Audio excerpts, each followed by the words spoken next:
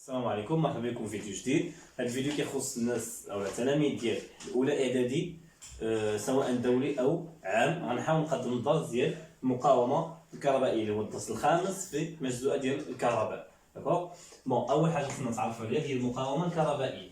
المقاومه الكهربائيه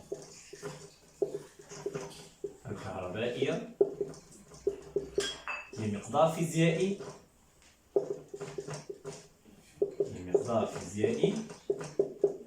نرمز له بالحرف R ووحدته هي الأوم. نعرضوا هذا الرمز هذا، ونقيسها بواسطة جهاز الأومتر. نقيسها بواسطة جهاز الأومتر. الفرنسية المسلك الدولي يعني لا ريزيستانس إلكتريك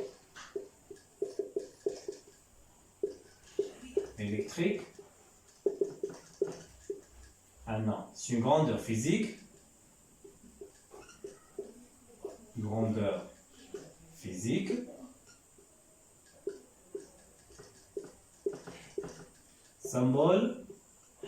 symbolisé par R. L'unité هي الأوم، أي أوم، هذا السمبول. appareil de mesure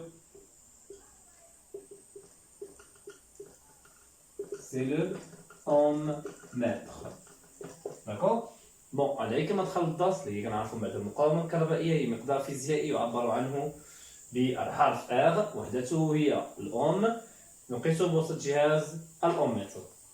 غنعملو واحد التذكير ديال التوتر الكهربائي وشدة التيار، هي المقادير الفيزيائية، الرموز ديالها، الوحدة ديالها هو جهاز القياس. En français, la résistance électrique c'est une grandeur physique symbolisée R, son unité est ohm, l'appareil de mesure est le ohmmètre. D'accord. وعندنا une autre façon, une autre méthode باش نقيس المقاومة الكهربائية، يعني طريقة أخرى كتبقى طريقة الألوان غادي نتعرفوا عليها بعد قليل. إذا بالنسبة نعملو واحد التذكير ديال التوتر الكهربائي وشدة التيار.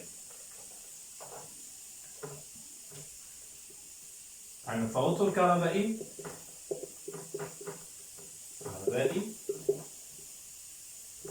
كذلك هو مقدار فيزيائي فهو رمزه U، وحدته هي الفولت،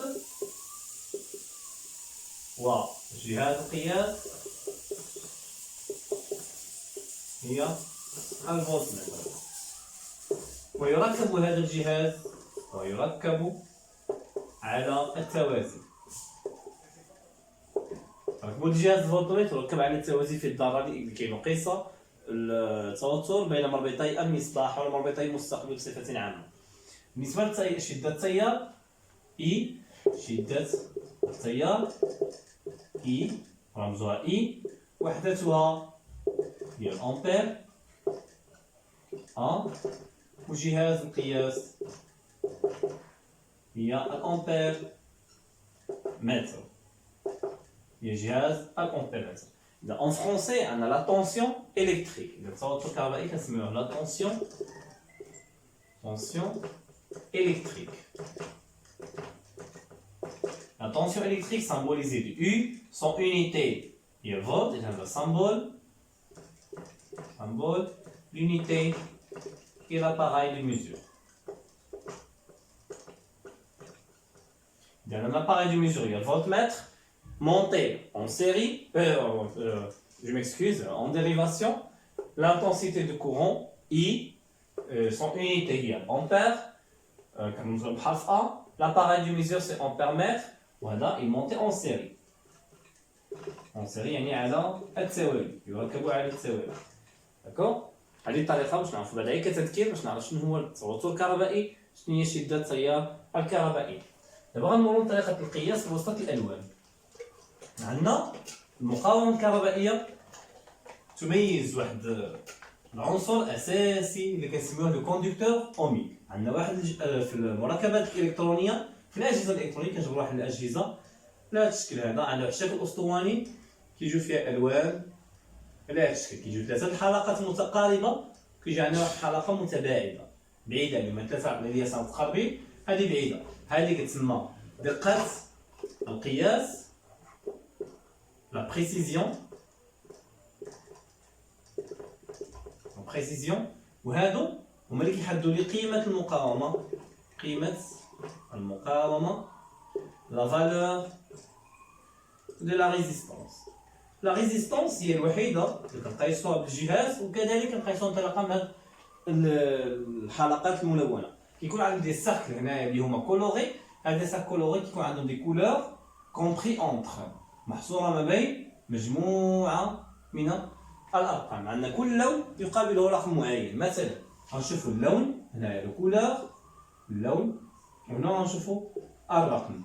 نبداو بالاسود، اللون الاسود كيقابلو رقم 0، بني كيقابلو رقم 1 لأننا نوار مارون، مورا عندنا احمر كيقابلو رقم 2، عندنا موراه برتقالي اورانج رقم 3، عندنا اصفر جون رقم 4. نكمل هنايا، عندنا كذلك اخضر رقم 5، عندنا ازرق رقم 6، عندنا بنفسجي رقم 7، عندنا رمادي رقم 8، واخيرا ابيض رقم 9.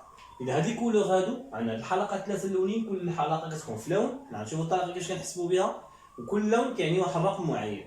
مثلا عندنا الارقام خصكم مرتبين بهذا الترتيب هذا، خصكم تحفظوا عن ظهر القلب. اذا لي كولور اللي عندنا لو نوار 0، لو مارون 1، لو روج 2، l'orange 3، jaune 4، le vert 5، le bleu 6، le violet 7، le gris 8 et le blanche 9. D'accord? كيفاش كنخدموا هاد الالوان، او كيفاش كنستخدم هاد الالوان لحساب قيمه المقاومه؟ مثلا ناخذ مثال، مثلا عندي هاد 3 الحلقات الاولى كنعملوا على الجهه ديال اليسار ديالي، الحلقه اللي هي متباعده عليهم كنعملوا على الجهه ديال اليمين. هذه ما غاديش نهتم بها، كتسمى لا بريسيزيون، دقه القياس. اللي كنهتم بها هي لا فالور دو لا ريزيستونس، هاد 3 الحلقات الاولى اللي كيكونوا قرابين لبعضياتهم. مثلا ناخذ مثال، مثلا عندي اللون الاول ازرق، اللون الثاني بني، اللون الثالث احمر. هنا عندي بلو مارون روج. شنو كناخذ انا؟ كنعمل لا فالور ديال او لو سامبول ديال لا ريزيستونس هو هذا ار، كناخذ ديك الالوان. عندي اللون الاول ازرق، اذا كنمشي حسب الطابلو كنشوف الازرق الازرق الازرق، اذا عندنا رقم 6، كنجي هنا كنكتب رقم 6. والحلقه الثانيه كنمشي بهذا الترتيب من اليسار لليمين. الحلقه الثانيه عندي بني، اذا كنجي هنا كتبان بني عندنا رقم 1، كنكتب رقم 1 هنا، اذا 6 1. بالنسبه للحلقه الثالثه عندي احمر، احمر عندنا رقم 2، ولكن ملي كنجي لهنا ما كنكتبش رقم 2. هذيك الرقم من الحلقه الثالثه كيعني عدد الاصفار، شحال من صفر غادي نزيد. اذا عندي 2 يبقى خصني نزيد 2 الاصفار، فعلا ما نكتب رقم 2 نكتب 2 الاصفار، اذا 6100 ديال الاوم. داكوغ؟ غنشوفوا مثال اخر، مثلا عندي هنايا بني، عندي احمر، عندي اسود. هنا في هذه الحاله هذه غنحسب قلنا اللون الاول كنجي نكتبو هنا، اللون الاول 1 اذا كنكتب 1، احمر 2 اذا كنكتب 2. اذا الحلقه الثالثه رقم 3 يعني الحلقه الاولى، الحلقه الثانيه، الحلقه الثالثه. بالنسبه للحلقه الثالثه عندي اسود، قلنا الحلقه الثالثه كتعني عدد الاصفار، شحال من زيرو غادي نزيد. اذا عندي اسود عنده صفر، اذا صفر ديال صفر ما غاديش نزيد حتى حاجه، اذا بقى فقط 12. دائما كيكون الاسود في الحلقه الثالثه ما كنزيد والو. داكوغ؟ غنشوفوا مثال اخر، مثلا عندي هاد 3 الالوان، عندي مثلا اصفر اسود احمر، يعني اصفر اسود احمر. غنجي هنا عندي جون روج، جون نوار روج. اذا جون غادي نشوف جون 4، عندي اسود 0 لان يمكن لي هنا نكتب 0 لانه وجد في الخانه الثانيه او في الحلقه الثانيه. بالنسبه للحلقه الاخيره احمر، احمر عنده 2 يعني 2 0، اذا عندي 2 0 هي 4000، هاهي 4000 كنكتبوا واحده ما ننساهاش الاو. داكوغ؟ مزيان.